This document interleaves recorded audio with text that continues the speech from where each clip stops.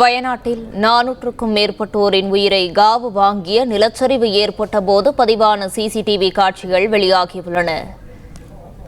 இதுகுறித்த கூடுதல் விவரங்களை தருகிறார் செய்தியாளர் சதாம். வணக்கம் சதாம், இது குறித்தான கூடுதல் விவரங்கள் என்ன, பதிவு பண்ணுங்க. அதாவது கேரள மாநில வயநாடு மாவட்டத்தில் கடந்த சில தினங்களுக்கு முன்னதாக ஏற்பட்ட நிலச்சரிவு நாடு முழுவதும் பெரும் அதிர்ச்சியை ஏற்படுத்தியது. இந்த நிலச்சரிவு முண்டக்கை, மேப்பாடி, சூழல்மலை இந்த பகுதிகளில் இந்த அதிக அளவு இந்த பாதிப்பானது ஏற்படுத்தி இந்த நிலச்சரிவில் சிக்கி 400க்கும் மேற்பட்ட உயிரிழந்துள்ளனர். தொடர்ந்து நிலச்சரிவில் சிக்கியவர்களை மீட்கப்பட்டு ஆங்காங்கே உள்ள அரசு மருத்துவமனை மற்றும் தனியார் மருத்துவமனை தற்போது வரையும் சிகிச்சையை பெற்று வருகின்றனர்.